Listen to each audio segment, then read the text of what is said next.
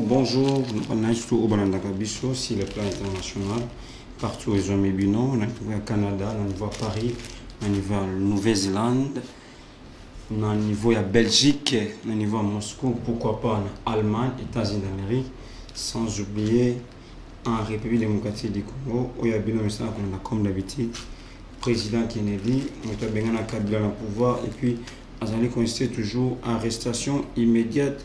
Il y a M. Kabila au sein de la République démocratique du Congo. Lelo, Naïli Binoni ni bandeko partout aux Zolanda Bisso. Naïli na 4 points où ils se mettent à partager ensemble partout aux Zolanda Bisso.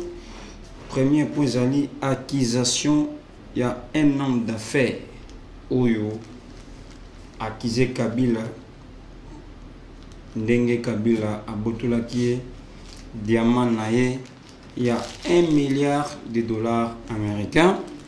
Et puis, deuxième sujet de Colombie, Italie, diplomatie chef de l'État, par rapport à il y a pour parler à Bandi Chouchou. Je vais les parler, je vais les expliquer par rapport à la diplomatie. Et troisième, Colombie, Italie, des ministres, il y a Union Sacrée, Oyoba Sengi. La vice-ministre de Défense a démissionné dans l'Union Sacrée. La réponse au la vice-ministre de Défense a Pessi. Manabiso Séraphine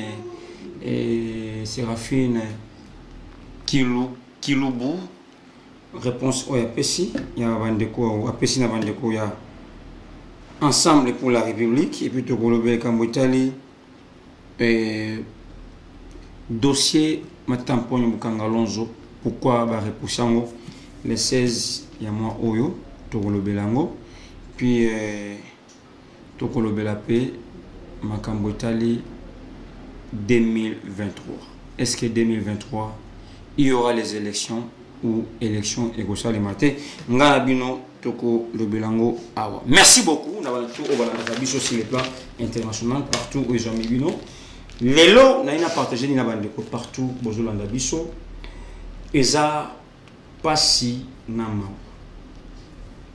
nalobaka makambo yo med fois à chaque fois nazo passer na ba média à chaque fois nazo passer na ba interview par-ci par-là makambo nalobaka esengeli ba autorité ya mboka batiraka ba conséquences ya makambo to ba pesa ba solution makambo ngalobaka par rapport à quoi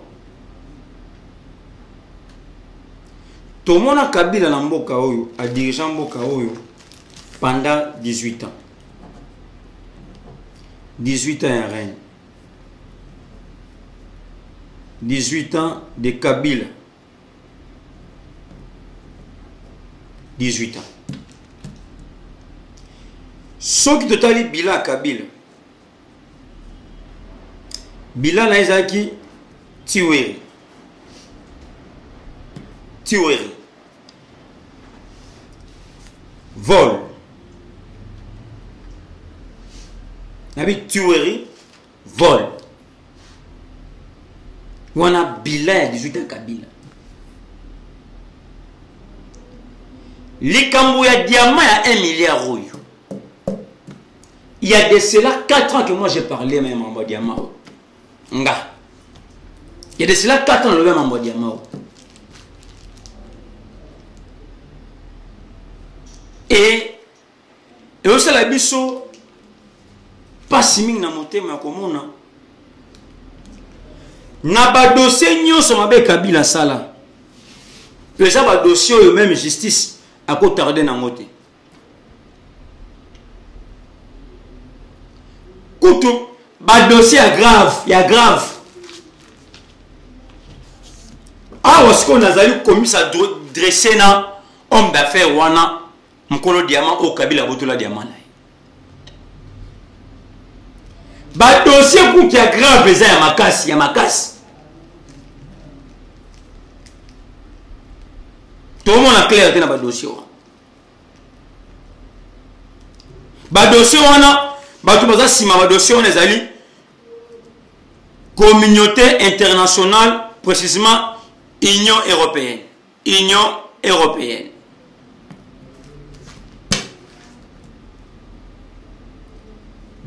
Batuori Kabila sala na mboko oyo. Baliwoya Florbe Chebeya. Mais il est toujours là-bas. Mais est-ce qu'il est combien homme d'affaires oyo diamant 1 milliard oyo? Et que vous allez respecter. C'est une question que moi je me pose. Est-ce que les dilemmes ou c'est et la bateau baby aux dilemme c'est problème. Est-ce que les problèmes de cet homme d'affaires d'un diamant de 1 milliard de dollars vous allez respecter? Est-ce que vous allez respecter? Moi je ne comprends pas. Est-ce que les Cambodgiens vous allez respecter? Les Cambodgiens, homme d'affaires. Parce qu'il y a des dossiers où même les Cambodgiens 1 milliard. Peut-être il y a une vie humaine. Mais jusque-là, Kabila a aussi cyclé dans beaucoup. Ce n'est pas assez normal. Ce n'est pas assez normal.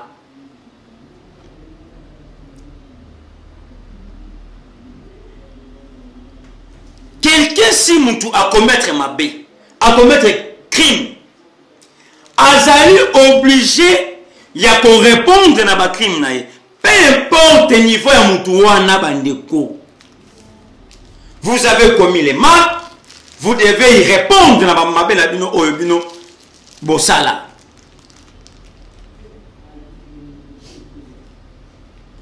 Kabila sali mabe belé na mboko. Ma belé et belé. Kabila c'est plus que même un démon. Plus que même un démon. Kabila plus que même un démon.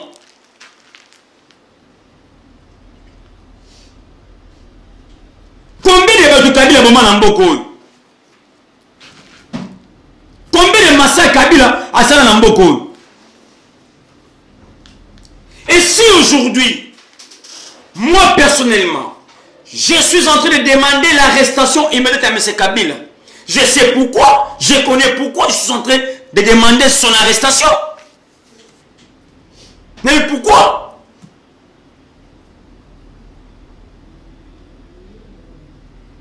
La Bible même dit que non, c'est lui qui tue par l'épée mourra aussi par l'épée.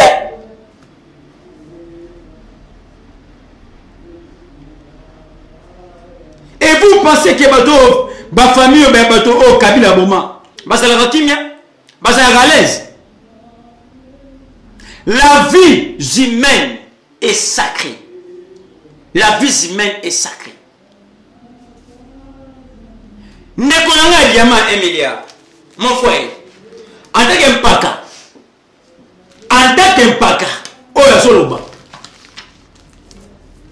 c'est difficilement accusation et ça n'a pas politique. Je dis bien, c'est difficilement accusation et arrêter Kabila.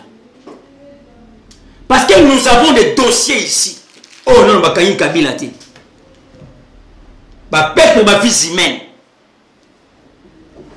Des dossiers et des dossiers. Perdre ma vie humaine. Oh non, Kabila.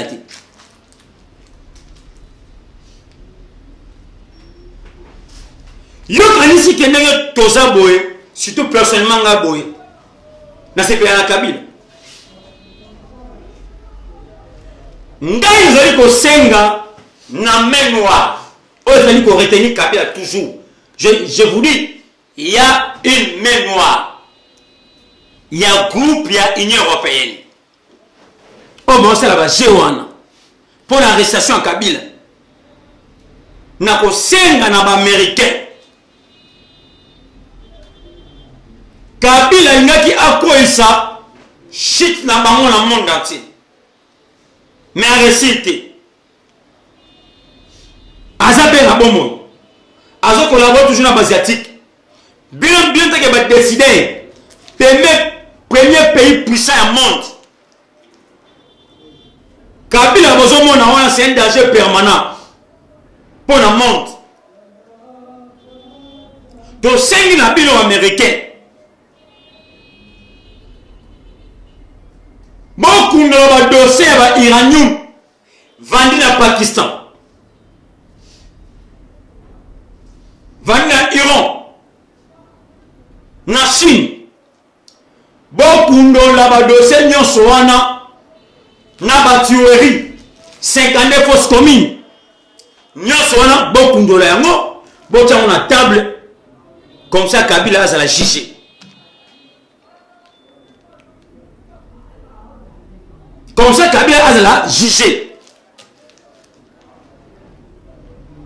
Parce que, du fait que Kabila a autant de beaucoup, du fait que Kabila a Zobima, a aussi la barrière dans l'Afrique d'ici, a aussi un complot contre la République. Et si vous les Américains, si vous les Américains, vous ne faites pas attention, vous serez le dernier pays où vous allez en échec makasi pour la puissance en monde entier. À travers Kabila, vous avez mon. Parce que la RDC, c'était une cachette. Oh, ils ont prêt. Ils ont créé la 3e guerre mondiale. À travers les étrangers, on va zingimo à Congo. Moi, j'ai toujours demandé l'arrestation de M. Kabila. Rien que ça que moi je demande. Rien que ça. Na yebi le Congo en Zoloba. Bato bamona torture à Kabila était dans Mbokoyo. Que ces gens viennent me poser la question, me demander. Nayebi Sabango. Quelle était cette torture de Kabila à son époque? Donc, il est question de la communauté internationale tout entière va privilégier le pays à monde qui va privilégier l'intérêt personnel au lobby et va créer catastrophique dans le monde entier. Donc, au sein de mon frère, Zamba Sungayo, l'accusation, ou accusé Kabila, c'est vrai. Kabila a voté le diamant 1 milliard, c'est vrai. C'est vrai. Mais, na wochango na losambo, accusation na yona, et Kangisaï. Parce que je vis, jusque là, on se pose la question. Qui est Kabila? Qui est Kabila? Deuxième point. Les opposants fabriqués en Genève. N'allons bien, deuxième point. Les opposants fabriqués en Genève. Ça y va déclaration stérile. Quand je parle de déclarations stériles, c'est-à-dire des déclarations sans production, sans soubassement politique ou juridique ou professionnel,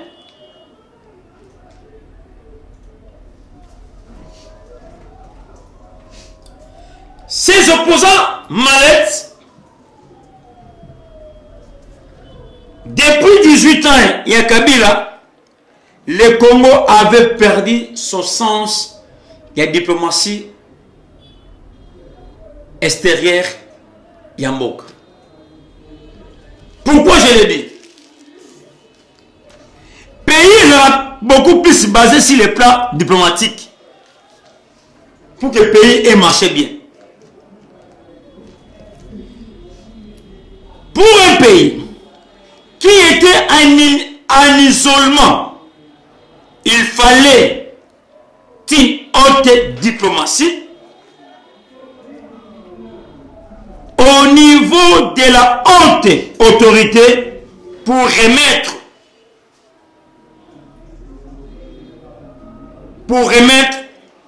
les pays dans le bon sens. Au bon sens. Oui, vous avez dit que ce chef d'État a fait 117 voyages. 117 voyages. Je ne reviens pas. 117 voyages, mon cousin Mokassali. Nabo Yangote. Mais dans 117 voyages, mon cousin Mokassali.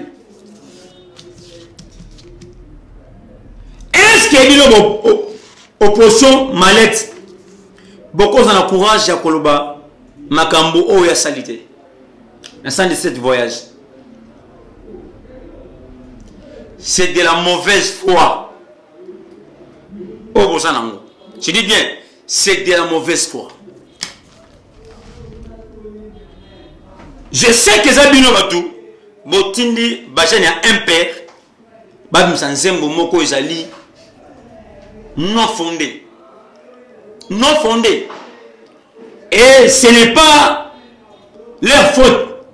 C'est parce qu'ils ont vu une mobilisation marin. Il y a chef de l'État. Ou à Salakine aéroport. Mobilisation au Zénith. On Kozamboka, Batouaï Koyankoyambaye, l'aéroport. Ces gens pensaient que le chef de l'État n'est pas aimé dans son pays. Le chef de l'État les a montrés, les a démontré que c'est lui le plus populaire en République démocratique du Congo. Et comme ses opposants mallettes, ça on a vu déjà que non. Biloko et Tshisekedi dans le silaté. Les plaintes ou la mobilisation, c'est un phénomène de l'UDPS.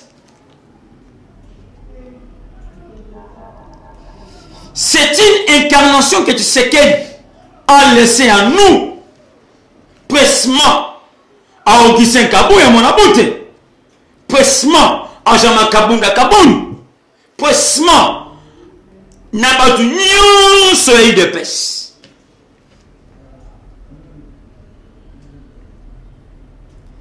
C'est notre domaine.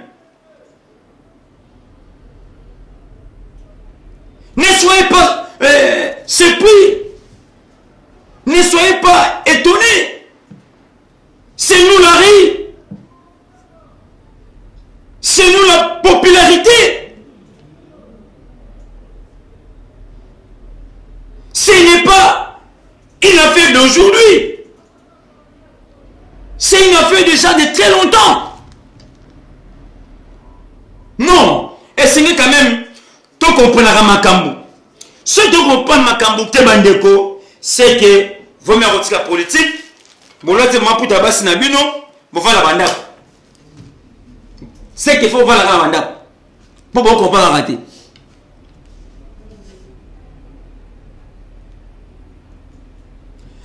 Les loyaux, Nanyo après Bisangaï, résultat diplomatique chef de l'État. Mais ils ont un bateau déjà résultat non. Mais là aussi, non, bah bien monté. Maintenant, résultat diplomatique chef de l'État. Pour te comprendre. 1. Le chef de l'État, premier diplomatie, a reçu administration, non justice. Dans un pays où il n'y a pas l'administration, dans un pays où il n'y a pas la justice, ce pays est maudit physiquement et spirituellement. Il a reçu les 2 points que je viens de vous citer, que Kabila n'a pas pu faire à son époque. Mais aujourd'hui, Félix Tshisekedi Tshilombo, Antoine a reçu administration, non justice. C'est très important. C'est très capital à réussir. Tolongo Ayena relation bilatérale sur le plan international ou dans les réunions mondiales à l'époque des régimes machiavéliques de M. Kabila, la République démocratique du Congo n'avait pas sa place sur le plan international. Mais Dieu merci, aujourd'hui Tshisekedi arrive au pouvoir, la République démocratique du Congo reprend sa place sur le plan international. C'est déjà un acquis rocambolesque, mes chers frères. Vous voulez que le chef d'État fasse quoi? Je sais que le peuple congolais attend à manger. Et le peuple congolais a osé la yango. Mais, comment nous allons manger? Quand il n'y a pas une bonne administration, comment nous allons manger quand il n'y a pas une bonne justice? Une bonne justice. Comment nous allons manger quand il n'y a pas une coopération normale sur le plan international? Est-ce que vous rendez compte de tout ce que moi je viens de vous dire? Pour qu'on réussisse social peuple congolais, il faut qu'on Zamboka, Abima, Asama pays nyonso. Pour la relation. Maintenant, c'est quoi? Est-ce qu'il y a une question sociale du peuple congolais? Du peuple congolais. Social.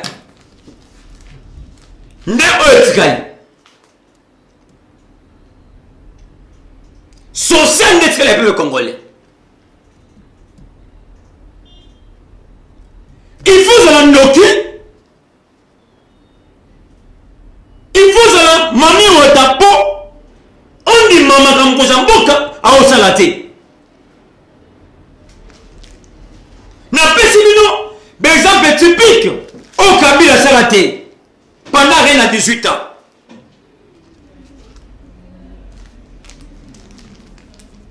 Pendant rien il y a 18 ans. Mais là je réponds à ces jeunes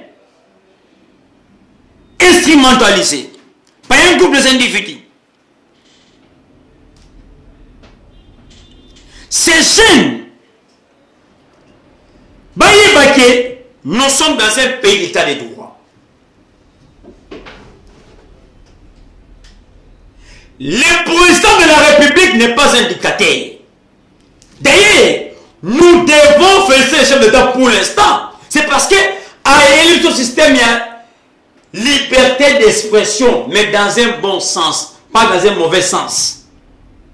Dans un bon sens, mais pas dans un mauvais sens. Critiquer, c'est bon, mais pas injurier. Pas injurier. Là, si vous injuriez le chef de l'État, ou soit même pas le chef de l'État, votre ami, soit votre frère, c'est une infraction où vous devez en subir des conséquences.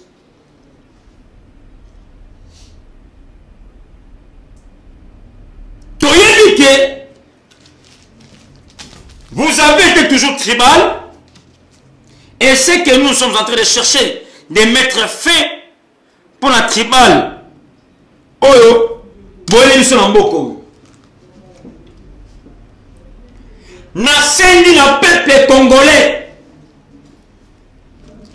Tous à la unie, tout y a un discours mabé. Il y a un bateau qui est biso. Oyo, pendant les autres passagers de l'autre côté, oyo, pour la maboum na bango, mais pour le peuple, je vous dis, ces gens, pour le pays, c'est pour leur ventre. Mais le chef de l'État est en train de chercher pour son peuple. Il fait l'intérêt général. Il peut dire non, aujourd'hui ça va. Mais on a le pouvoir. Non, ça n'a pas rembouté. Avant les gars, avant j'ai arrêté, avant les gars, arrêtez, n'endengez. Ce qu'on a bino siko, to suande. N'ala bino to kosuka ndengeni. Bato bazo ganga wana. Bazaki ba mafie, ba miyibi, ba na Kabila. Mais le pôle Tshisekedi a isolé bango. Allez, à quoi mabi. Pour Tshisekedi nzinga na ye aboyi banti valeur. Ngambu so memi yango na ya kuboya ba miyibi. Oh bongo zate, mais bongo comment aboyi ba miyibi bayiba. Bongo ko sa do mbongo zate. Mbongo zate sko batu basoma kabilo rolende ni. Na makasa. Na makasa. Basoma ngona makasa. Basoma ngona mbongo. C'est vraiment et ça lit il faut vous en monter ma paix. Comment ça makambo?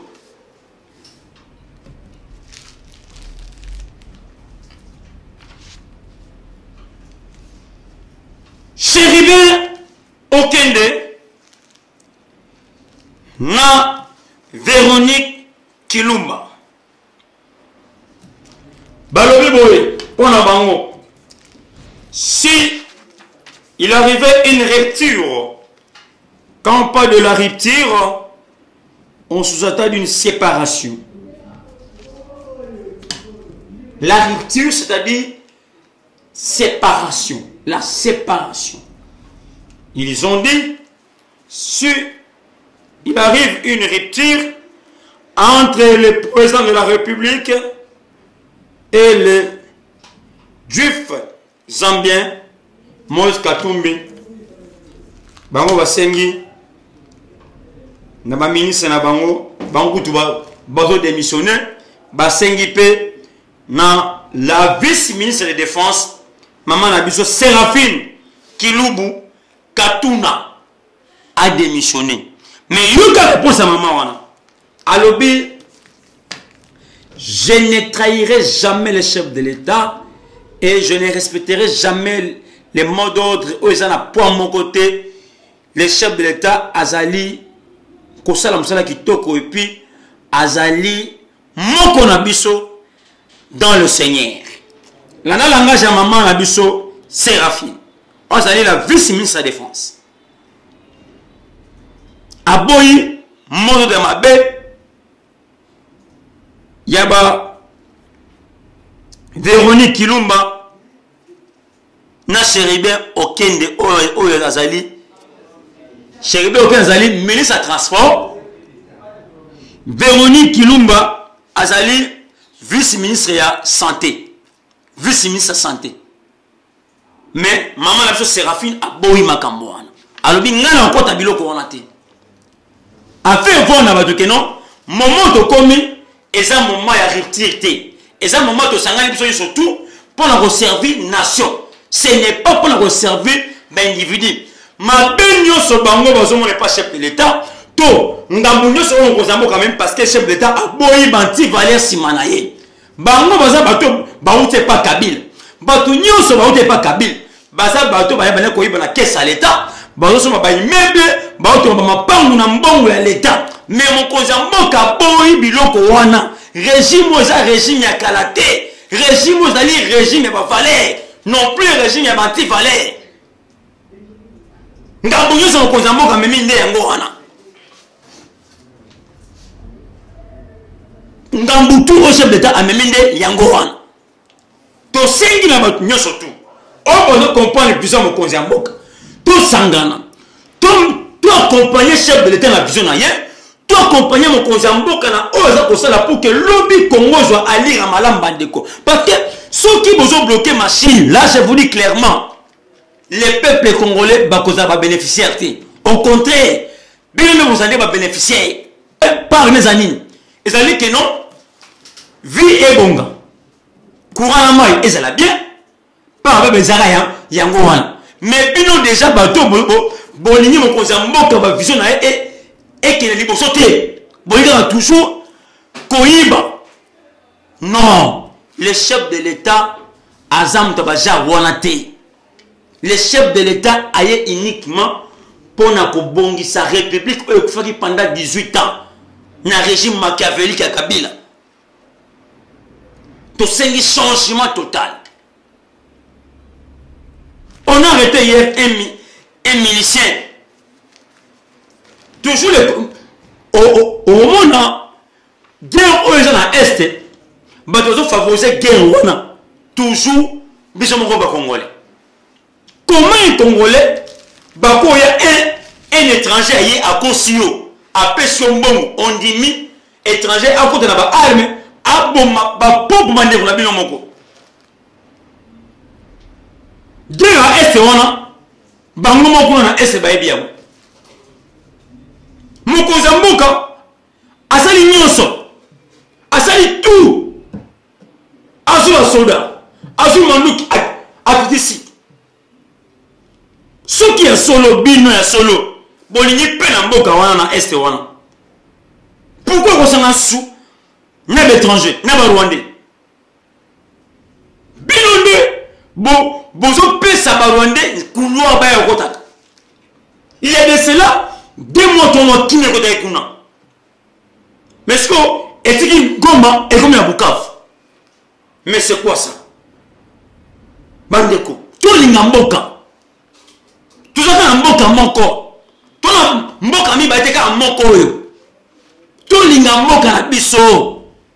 Tout mi linga na paix c'est parce que pays pour être développé et c'est un bolingo ya biso ba congolais. Tout ça amour na biso non biso non ba congolais ba patriote à solo. Mais ceux qui non tout ça linga na te. Mboka bo ngandenge ni. Mboka bo ngandenge ni. Ça fait honte. Qu'est-ce que le chef d'État a resalaté? Et le premier mokonzi mboka a resalaté pour un mboko. Mais puis non, Tomi limité pourquoi? Tomi limité pour la nuit bandeko. Et sengeli to lingana. To zala bon moko. To tika haine. To tika ke ongai na za bote. To zabi sino nyoso bana papa moko, mama pe moko. Pe mboka se moko. Mokonzi pesa peka moko oyo aokamba biso nyonso na mboko oyo tulingana tozala bomoko mboka soki tokomika bomoko tolingani nyonso oyo tomona komona ngo difficile pour na biso ekoma facile mais aussi longtemps tolingana te ba étranger bazwa kokosa bino songi omoni chef de l'état aosala malamu te omoni boye soki toboye eloko wana pomona ke mboka oyo dans 1 mois, je dis bien, dans 1 mois, il change non. Dans 1 mois, et il change non. Mais quand tu veux changer, je vous dis bien, dans 1 mois, il change. Ce que tu lingani, tu bois, tu bois, dans 1 mois, il va changer. Na 5 na ba congolais, tous à la bon moko, to lingana, to soutenir mon konzamboka na ba vision na ye. Soki mon konzamboka à ça, il est le terme, tout le monde va conseiller chef de l'État. Bon, comment on a que non? Nous sommes changer. Le chef de l'État nous aime, mon consambo peut aligner mon canaille, aligner biso bané ba congolais, aligner biso nyonso. Vraiment, il faut s'engager tous à la ciment en consamboka pour nous soutenir. Non, que nous rejetons pour nous ça va partout besoin de la biso sur les plans internationaux, na Yokabas TV chaîne la bio au message qu'on a mingi. Vraiment, il faut s'abonner massivement. Na chaîne abino Yokabas au message qu'on a mingi bande konanga ezali kambo nini ezali likambu ya Mouliaï 27e réunion ya conseil des ministres. Mokozamboka beti c'était na mesa. A beti c'était na mesa, na ministre économique partout. A beti c'était na mesa. Et c'est dans quelques semaines. Biloko ekota. Biloko ekota. Na prix oyo abordable pour peuple alia a fêté kitoko décembre et les kamalamu pour na Congolais partout na Congo mobimba. Donc mokozamboka lobi ayebi terrain malamu, ayebi peuple malamu, ayebi makambo nini oyo kosala la peuple na ye kala mingité. To senga toujours nzambe alola abatela mokozamboka, nzambe alola pe abatela Congo pour qu'il va viser chef de l'état et kokisama biso peuple congolais to sepela na avenir mboka na biso to na social ya mboka na biso kala mingité oyo ezosima. Merci beaucoup. Na pesi mbote na ngai na Augustin Kabouya Monabute et secrétaire général au Samsa Kitoko on a IDPS pesi mbote belé sans oublier mon vegan à Paris et puis madame Nangai et puis na pesi DG Abechole na pesi mbote belé et puis la réalisation Romain Golf H4 mbote belé na pesi toute l'équipe Mardoché mbote belé o si ma caméra na pesi Mambote Belé, vraiment toute l'équipe, Yayoka Bas TV, n'a pas ça Mambote Belé, Bob s'abonner massivement, au Yabino chaîne qui Toko, Yoka Bas TV, partout on a Paris, nous faisons au Canada, partout on s'abonner massivement, encore une fois de plus, Moutou Bengana Kabila na pouvoir, puis vous savez que c'est toujours arrestation immédiate à M. Kabila. Président Kennedy, numéro à WhatsApp c'est plus de 143 85 11 72 341, pile 243 85 11 72 341, pile 243 85 11 72 341. Merci beaucoup, ciao.